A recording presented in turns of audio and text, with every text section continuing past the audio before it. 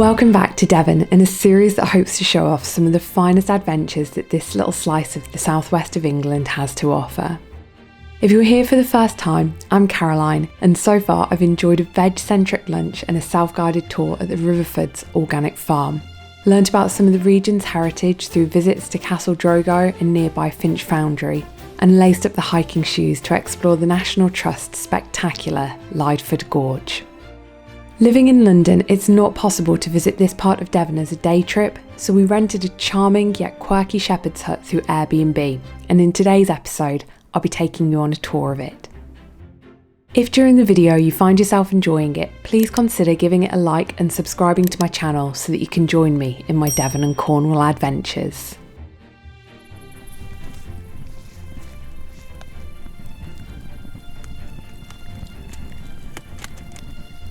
Welcome to the Apple Waggon, which we have rented for a long weekend here in Devon. It is just a tiny home, and what you can see is kind of what you get within the Apple Waggon. So I guess that really concludes our tour. So if you've enjoyed this video, please do consider liking and subscribing to the channel and leaving a comment below. No? Okay, I'm only joking. There's plenty more that I can show you guys and explain. So this is a very, very small shepherd's hut that's obviously being converted into accommodation that they're renting out through Airbnb. At the back you've got a bed right up against the wall, and it has been luxurious and really, really comfortable. Even though it is glamping, they very helpfully provided us with just a little, I guess, socket here with a couple of USB ports. And that's just allowed for us to be able to plug in things like our phones and also like camera batteries to be able to charge up small items, but obviously it wouldn't power large items such as a hairdryer, for example. But they do have somewhere else on the site where you can use things like hairdryers, which I'll show you in a short while. We've been provided with what is a very, very small kitchenette, and it's got a sink and a 2-ring hob or stove, depending on whether you're American or English. We wouldn't have created any amazing meals because this is pretty much all of the work surface space that we've got to work with. The first night, because we'd been out for a very large lunch which consisted of several courses, we just had some hummus and veggies and some meats and things in the evening, so we didn't do any kind of cooking. And then last night just did a quick cook pasta because it's fresh pasta, so just a few minutes in boiling water, just using the one pan. One of the things that I wasn't too sure about when it came to the Airbnb listing, they mentioned in the list that they provided us with pots and pans, but all of the photographs didn't actually show any kind of kitchen cooking utensils. But I'm assuming that they probably just took the photographs before they got those in. There are pot pans, and then there's also a frying pan, and then obviously things like plates, bowls, cups. There's a cafetiere to be able to make fresh coffee, which they've actually provided us with. I know not all Airbnb properties do that. A couple of egg cups, grater, knives, forks, spoons. The kitchen, bare essentials. But as I say, if you were planning on coming to stay here, I definitely wouldn't recommend trying to plan or cook some really extravagant meal. You want to really keep it quite basic and simple. There's also the tiniest or dinkiest of stoves that's been provided. We've been quite lucky with the weather. It's been lovely and warm because it's the end of July. Reviews that I've read on Airbnb or anything to go by, that gets really hot and heats this place up if you're staying here perhaps like in winter or autumn or spring. And underneath there are fire lighters and matches, some newspapers as well to be able to get the fire in there going. And then moving over onto this side, they've provided us with like a little basket here full of some really small games. There's an OS map for this local area which includes the site that this is sat on. There's a tiny flashlight or torch which is very helpful for getting out to where the toilet is if you need to go in the middle of the night. And then underneath these benches we've been provided with a picnic bag, and we've also got a couple of bins. That's just a general rubbish waste bin. This one is a food bin, and there is also a cool box because there's no fridge in here because, as I say, the electricity at best is just for a couple of USB ports. For the cool box, and again where they were saying you could use things like hair dryers, they've got a huge freezer and it's full of all of these ice blocks up at the top, so we've just been able to go down, help ourselves, put them in there to keep things like milk, orange juice a little bit more fresh.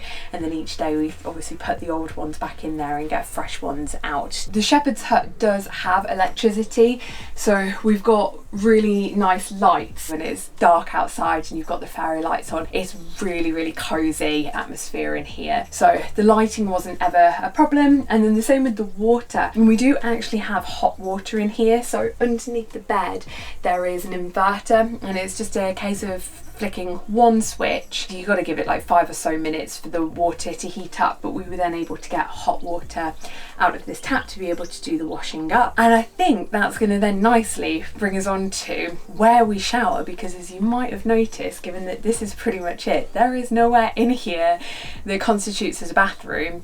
So right next door to the shepherd's hut, they've built this outdoor shower space. You've got this, I suppose, wooden fencing that just gives you a little bit more privacy, but to be honest, the whole site, we've got this entire meadow to ourselves, and they've allowed for the grasses to grow really long. So there is one more hut that's in the next field over, but the path to get from where we park the cars across is right at the top of this meadow, and so with the really long grasses, you can't even barely see down to this. You can pretty much only see the roof of the shepherd's hut, so it's really private, and you've got all of these trees and shrubs around us. You've got a couple of different taps. This one's the cold water, this one's the hot water. So obviously you could get the shower up as hot as you could possibly want. And it's just a simple case of turning just to get the water on. They've provided us with some Faith in Nature shampoos and conditioners, and there's some soap, which obviously is really eco and environmentally friendly, given that the water is literally just going out into nature.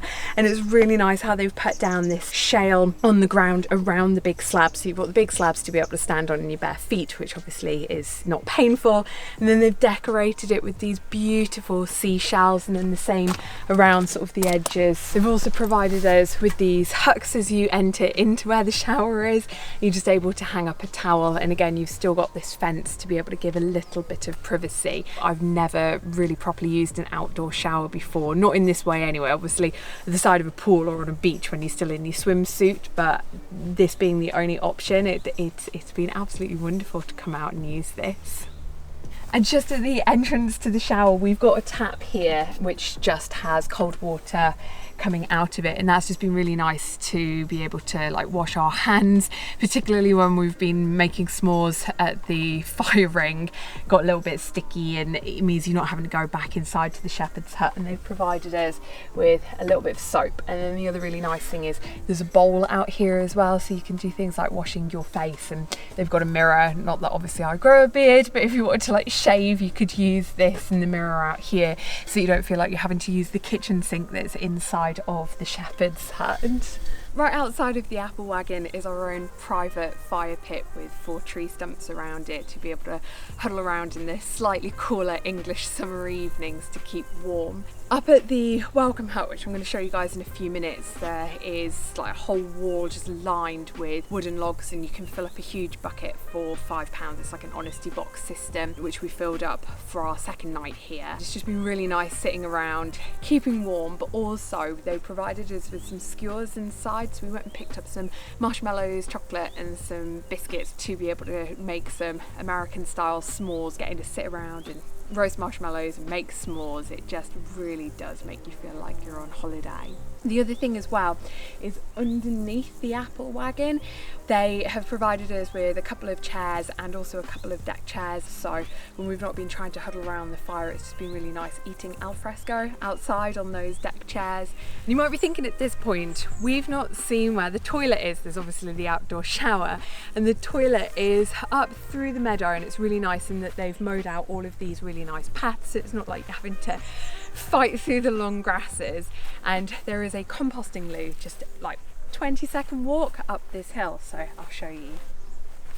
And then this is the composting toilet, so it's in like a little shed, but they've done it out really nicely. And this was the one thing that I was slightly nervous about, because on Airbnb the only thing that they had a photograph of was from the outside of it, showing how close it was to the shepherd's hut, but we were really pleasantly surprised with it. So you got the actual toilet in there, but if you watch any van lifers who've got composting toilets, it's pretty much the same setup, in that there's like the white front compartment where your number ones go, and and then there's the back composting compartment where your number twos or your poop goes, and they've provided us with a load of sawdust so you can just sprinkle this over any poop, and they've provided us with plenty of toilet roll, and we've also got the vinegar and water spray so you can just spritz that inside of the composting toilet. We were really surprised in that it just does not smell at all in here.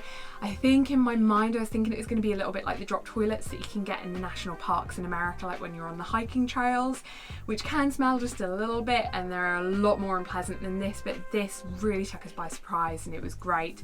They've got some blackboards. This one here particularly is letting you know about the toilet etiquette and what you should do. Surprisingly as well, like there's no flies or anything in here, which again, usually like when you find drop toilets out in the wilderness, they often are riddled with flies, although I did notice this huge spider web in the corner, and there is quite a large spider in there, so I don't know if maybe just if any flies have come in, they've just gone and gotten tangled in that spider's web and the spider's then eaten it. And it's really nice as well in that they've put hay down on the floor and they've got like a bin in here as well. As I say, it was the one thing that made me a little bit nervous because there wasn't much information about it on Airbnb, but it was a really nice surprise as to just how well kept, how well maintained this is, and the fact that it doesn't stink either.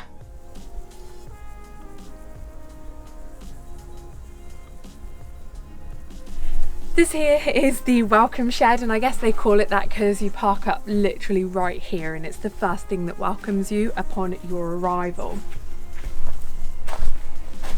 Inside of the shed, I really like that you've got these prayer flags, I guess like the sorts of things that you'd find in the Himalayas. And they do have wheelbarrows. We didn't really need them because usually we just have like backpacks and what have you. We're quite used to walking some distance from either like public transport to like a backpacker's hostel or an Airbnb apartment. But I appreciate like if you normally travel with suitcases and you're thinking, how would we get across the meadow? They do provide things like the wheelbarrows. And then as you can see here, you've got this wall just full of the wood that you can purchase for, as I say, £5 to light a bonfire. And then very helpfully on here, they've got a blackboard where they've created like a map with all of the different footpaths and buildings, where there's like trees, plants, waterways. They've also helpfully provided us with these buckets. So these are the buckets that you can fill up for a £5, and then in there they've got loads of like paper and cardboard and things to help get the fires started. Whilst they do have this honesty tin here to put the £5 in, very helpfully they've also given us some bank account details so that you can just do an electronic bank transfer instead of needing cash on you. And then from the welcome shed, we're going to just head slightly down the hill and I'll show you guys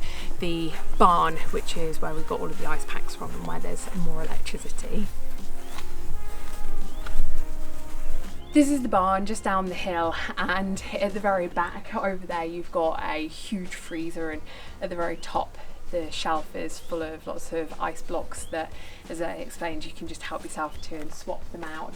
There's also some plug sockets further back as well, so you can charge more powerful electronics than say just a phone, so for example laptops, and use things like hair dryers as well down in here.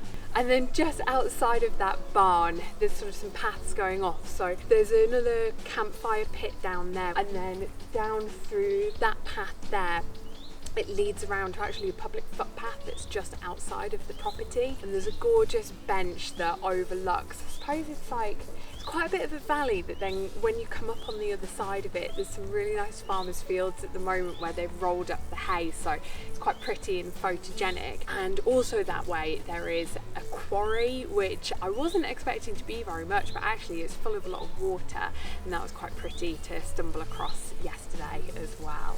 And finally, right at the entrance to the property, they've got a number of beehives, and it makes an awful lot of sense because the amount of bees, as well as things like butterflies and what have you, that have been in the wild meadow grasses has been wonderful. And obviously here they come in and then they make their honey, and as well at the entrance there is an honesty box to be able to buy eggs, so if you've not come quite prepared enough, for example like for breakfast or a light lunch, you could just pick up some eggs and make things like an omelette or some scrambled egg. Again, you want to make sure that you bring cash because it is £1.50, and with the eggs, unlike the wood, there's no way to be able to do a bank transfer. For this property, we've absolutely adored our stay here. It's been like no other accommodation that we've ever stayed in before, and if you're like me and would enjoy this kind of place, then I would highly recommend it. What I will do is I will leave a link below for the Apple Waggon, but they do actually have, they've definitely got one more accommodation. It's a little bit more fancy and therefore a little bit more expensive. They might also have a little cottage as well, and if I am right with that, I will leave a link to all 3 of the properties in the comments section below.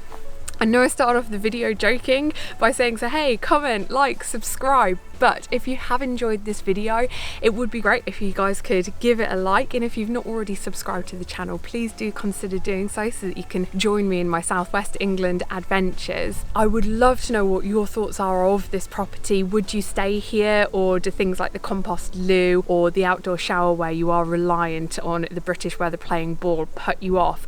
Please do let me know your thoughts in the comments section below.